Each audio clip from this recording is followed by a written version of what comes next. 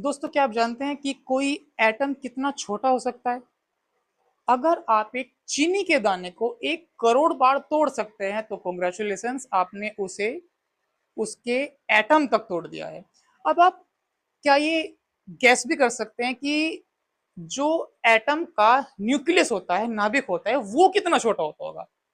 आइए, अगर हम एक एटम को एक एटम को 5 किलोमीटर रेडियस वाला, 5 किलोमीटर बोल रहा हूं मैं दोस्तों, 5 मीटर नहीं, 5 किलोमीटर बोल रहा हूं, 5 किलोमीटर रेडियस वाला एक सर्किल मान लेते हैं।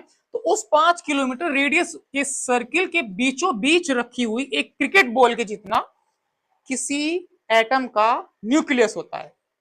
ठीक है, 5 किलोमीटर रेडियस के बीचों बीच रखा हुआ एक क्रिकेट बॉल जितना होता है उसका न्यूक्लियस।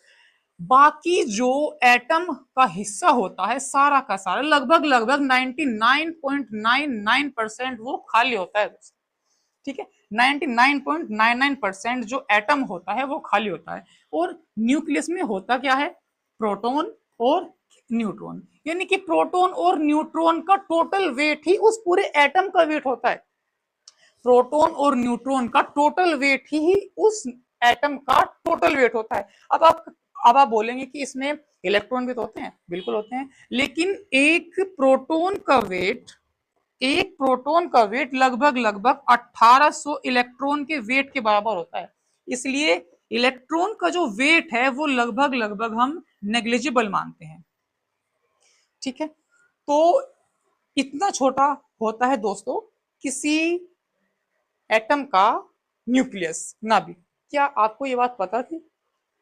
वीडियो को लाइक कीजिए, शेयर कीजिए और चैनल को सब्सक्राइब कीजिए और एक प्यारा सा छोटा सा कमेंट जरूर कीजिएगा। दोस्तों, क्या आप जानते हैं कि कोई एटम कितना छोटा हो सकता है?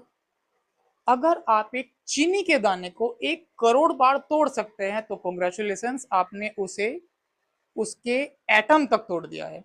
अब आप क्या ये गैस भी कर सकते हैं कि जो एटम का न्यूक्लियस होता है, नाभिक होता है, वो कितना छोटा होता होगा?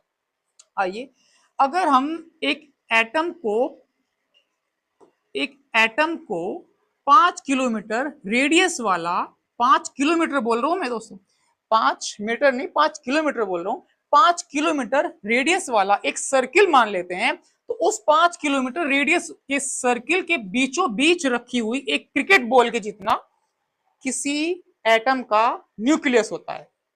ठीक है, 5 किलोमीटर रेडियस के बीचों बीच रखा हुआ एक क्रिकेट बॉल